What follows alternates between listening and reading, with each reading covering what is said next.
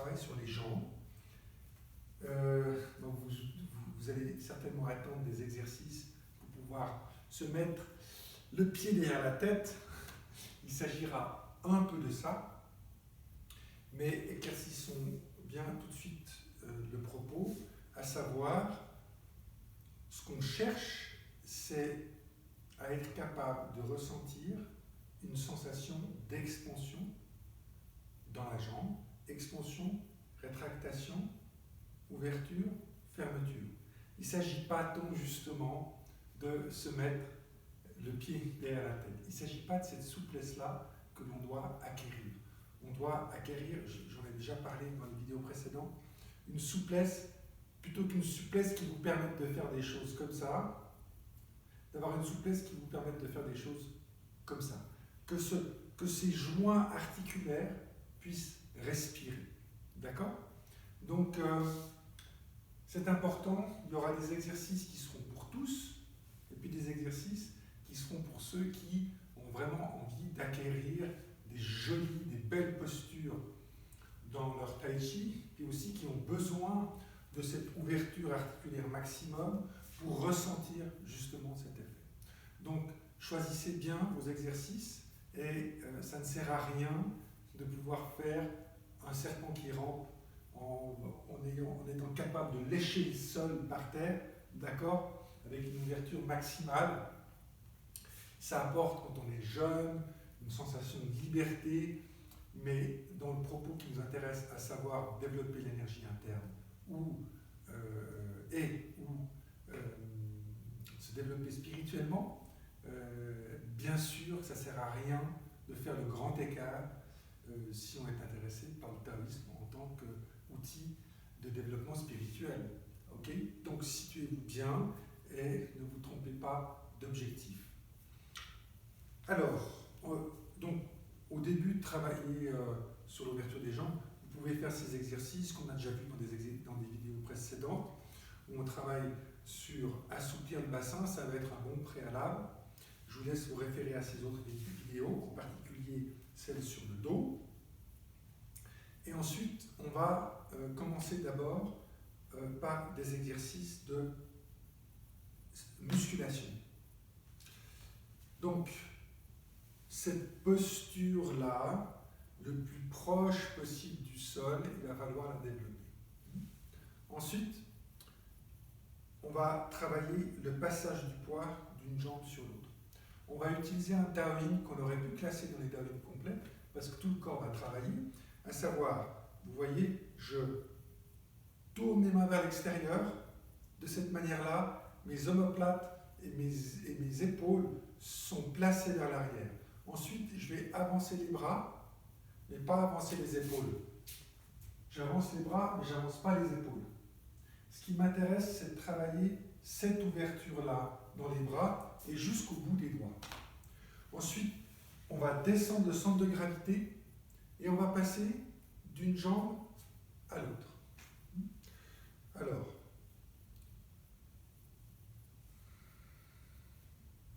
je passe d'une jambe à l'autre. Quand je pousse avec cette jambe-là pour aller là-bas, celle-là, elle va résister. Elle va s'opposer au déplacement. Quand je vais arriver de l'autre côté, je me relâche. Je vide mon poids, je plante mon coccyx dans le sol. Je pousse. Je relâche. À fur et à mesure qu'on avance dans l'exercice, on peut, si le besoin s'en fait sentir, et seulement si le besoin s'en fait sentir, on peut augmenter l'ouverture.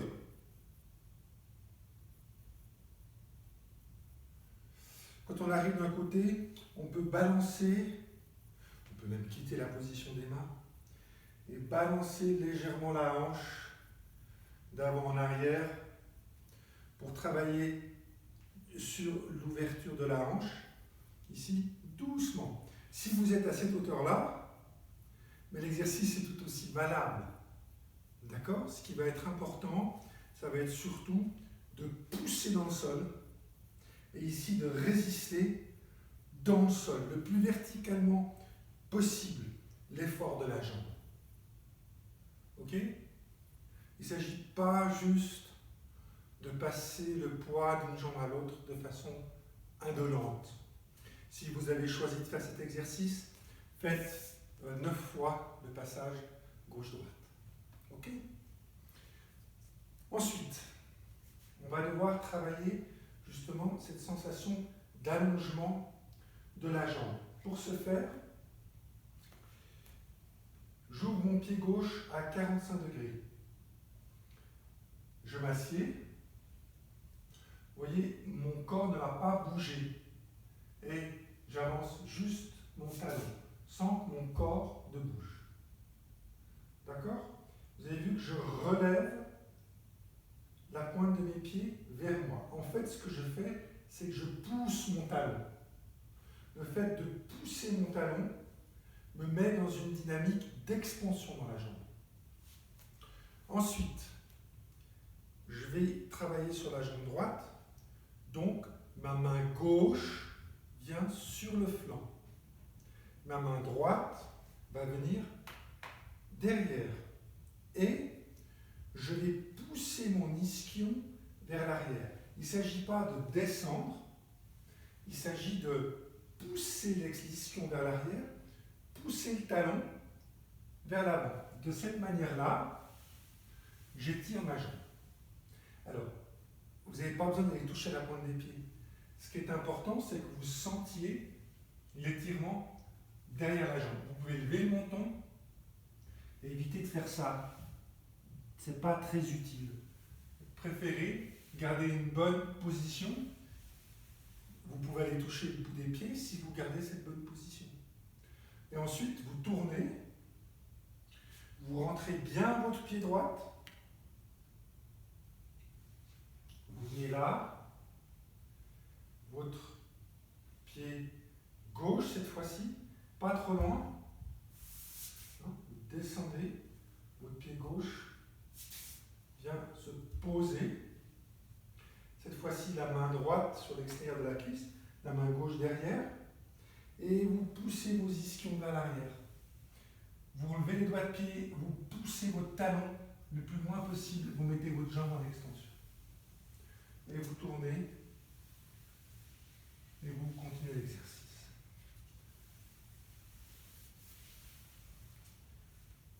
Quand vous remontez, allez bien vous frotter. Il n'y a pas besoin de le faire dans une lenteur extrême. Ok? Ça, c'est vraiment un très bon exercice préparatoire.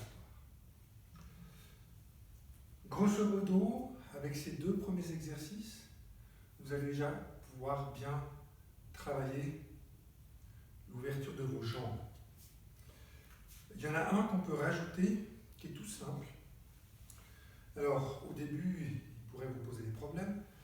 Si vos genoux ne supportent pas la position, vous ne le faites pas. On met les mains par terre, on descend, vous pouvez aller sur la pointe des pieds pour commencer. Vous posez vos coudes à l'intérieur des genoux et vous ouvrez.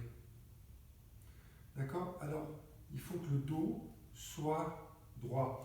Vous pouvez garder les mains par terre si ce n'est pas possible, mais gardez le dos étiré et poussez avec vos coudes les genoux vers l'extérieur. Alors, évidemment que la position idéale, c'est avec le poids sur les talons, le corps érigé, et on descend la main, et on reste dans cette position-là une trentaine de secondes pour préparer l'ouverture articulaire. Ok? Alors, un autre exercice. Celui-là, il devient un peu plus délicat parce que c'est important que vous ayez conscience de cette charnière. Vous pouvez travailler aussi déjà à la base comme ça. On appelle cet exercice l'exercice du cul pointu. C'est-à-dire que là, mes ischions, ils poussent. Je peux mettre mes mains en dessus des genoux, pas sur les rotules, et j'étire la tête. D'accord? Cette position du dos, c'est celle qu'on va devoir avoir pendant l'exercice que nous allons faire maintenant. Alors, pieds joints, main gauche dans le dos, mon coude droit complètement étiré, mes doigts complètement étirés. C'est aussi un exercice qu'on peut mettre dans des exercices pour tout le corps. Je ferai une vidéo après avec des exercices qui engagent tout le corps, puis encore une vidéo sur les marches. Donc là, on recule les ischions et on descend sur le côté. Puis, on descend en face, on recule les ischions et on descend de l'autre côté. Puis, on tourne avec les mains. C'est l'autre main qui vient dans les reins et on descend. Le coude allongé, les doigts allongés et on descend. On ne rentre pas la tête, c'est-à-dire on ne fait pas ça avec la tête, ça va favoriser le dos rond, mais on sort le menton. D'accord? Et c'est en faisant progressivement que la main va pouvoir toucher par terre. D'accord? Il ne faut pas forcer ça. C'est vraiment à force de faire l'exercice. Et on fait ça 9 fois. Ok? Donc travaillez toujours sur cette notion de cul pointu, c'est-à-dire sortez les ischions. Il ne s'agit pas de descendre. D'accord? Il ne s'agit pas de descendre. Il s'agit de sortir les ischions. Ok? Ça ne va pas. Si vous voulez toucher le sol, il faut quand même que votre dos ait un minimum de droiture. Ok, alors on va dans des exercices de plus en plus complexes. L'exercice suivant, ne le faites pas si les exercices précédents sont déjà difficiles. Gardez un set avec les 3 premiers exercices. Et si vous faites un stage avec moi et que tout d'un coup je me lance dans l'exercice qu'on vient de faire et les exercices qu'on va faire ensuite, je vous inviterai à faire des exercices qui vous conviennent mieux. Et donc, ce sera les 3 exercices, les 3 premiers exercices qu'on a fait pour éviter de vous faire mal. Moi, je dois défendre mon statut de professeur et être aussi disponible pour les plus jeunes, donc je dois conserver ces moyens de justifier ma position. Et donc, les exercices suivants me permettent de garder une ouverture qui me permette de faire un tai chi élégant. Alors, on reprend ce qu'on a fait tout à l'heure, on se met sur la pointe des pieds et pendant tout l'exercice, je vais maintenir cette ouverture en poussant avec mes coudes, mes genoux vers l'arrière. Je suis sur la pointe du pied droit, sur le talon du pied gauche. Je pose mon pied gauche complètement à l'équerre de mon pied droit. Et je vais poser mon talon en conservant cette position-là. Et maintenant, j'inverse. Je suis sur la pointe du pied gauche, mon pied droit à l'équerre. Et j'inverse. Et j'inverse. Et ce qui va se passer, c'est que à chaque inversion, je vais ouvrir plus jusqu'à me retrouver dans cette position-là. Une fois que je suis dans cette position-là, je dois faire un petit exercice de proprioception. Et je suis sur la pointe du pied droit, ma jambe ici, mon quad à gauche me pousse dans cette direction-là, mon talon pousse dans cette direction-là. Je viens mettre ma main gauche sur mon genou droit, ma main droite sur ma main gauche, et je descends l'épaule pour augmenter cette sensation de pousser avec mon ischion gauche là-bas, pousser avec mon talon gauche là-bas. D'accord? Ensuite, on change de côté et on fait la même chose. 1, 2, je pousse avec mon talon, je pousse avec mon ischion et j'ouvre ma jambe. Ok. Ensuite, ce qu'on peut faire, c'est que on va passer le poids de ce côté-là, pose le genou gauche au sol, et on attend que l'articulation de la hanche s'ouvre. Les 2 articulations de la hanche s'ouvrent. Si vous êtes assez souple, vous descendez et vous posez les deux coudes au sol et vous attendez une vingtaine de secondes. Et ensuite, on fait la même chose dans l'autre sens, d'accord? Une vingtaine de secondes. Vous pouvez aussi, dans la foulée, travailler sur votre psoas, comme on le ferait à la fin d'un footing ou dans un étirement classique. Toujours, vous poussez votre talon derrière, vous amenez votre psoas devant. Toujours dans l'idée de vraiment pratiquer une expansion dans la jambe. Alors, on va devoir muscler les cuisses également. Alors, pour muscler les cuisses, vous prenez un timer de méditation, vous le réglez sur 30 secondes, 4 minutes, puis vous prenez la posture du cavalier. Point gauche devant, point droite derrière. Ok? Quand on prend la posture du cavalier, les pieds sont parallèles, on vide les croix, les genoux poussent vers l'extérieur, ils viennent en dessus des pieds. On essaye d'être juste en dessus de l'horizontalité avec les cuisses. On prend la posture, on peut être légèrement penché en avant, mais pas voûté. Et vous comptez 30 secondes, 30 secondes de pause, 30 secondes, 30 secondes de pause, 30 secondes, 30 secondes de pause, et ainsi de suite. Et donc votre main pour votre posture de cavalier va progresser et votre musculature des cuisses va se développer. C'est un bon pendant de la posture de l'arbre.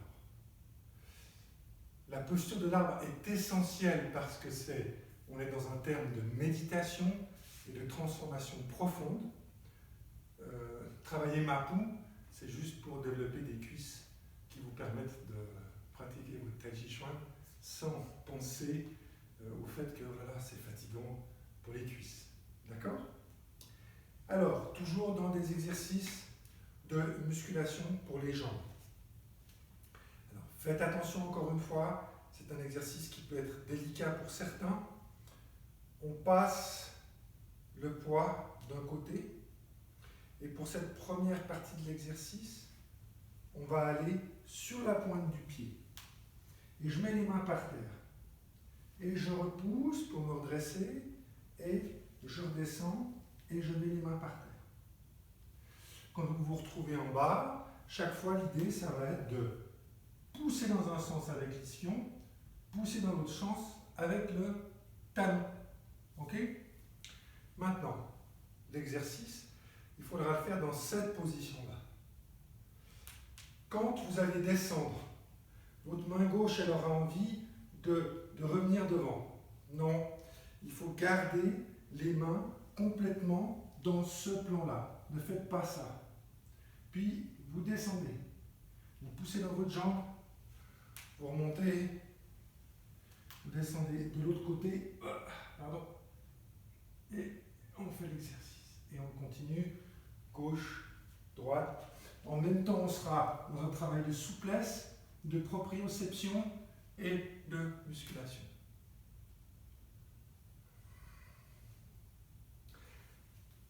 Donc cet exercice-là, je l'ai fait en passant chaque fois sur la pointe des pieds. On peut imaginer, vous en faites 5, gauche-droite, d'accord?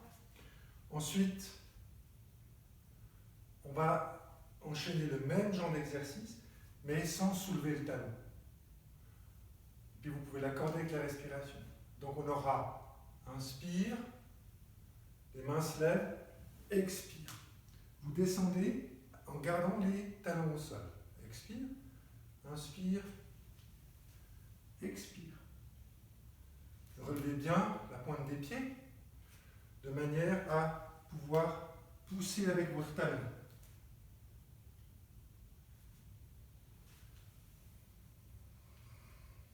Ne cherchez pas un élan en bas.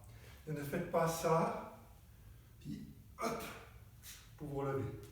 La descente, elle est linéaire, la vitesse est linéaire, la montée est linéaire. Ok? Et là, vous allez commencer à avoir des jambes qui vont être propices. La musculature, l'ouverture va être propice pour le travail de la forme. Dans la forme, il y a des coups de pied. Et ça, c'est encore un travail différent que je vous montrerai quand il y a des coups de pied dans la forme. Comment est-ce qu'on fait pour avoir des coups de pied qui sont vraiment vifs, efficaces. Il y a plein de moyens. Si vous allez à la piscine, vous pouvez les travailler dans la piscine, comme ça, 2-3 minutes de temps en temps.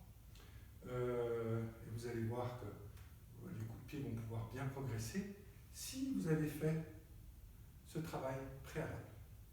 Voilà, alors bon travail. La prochaine vidéo sera sur des exercices qui engagent tout le corps. Bonne pratique.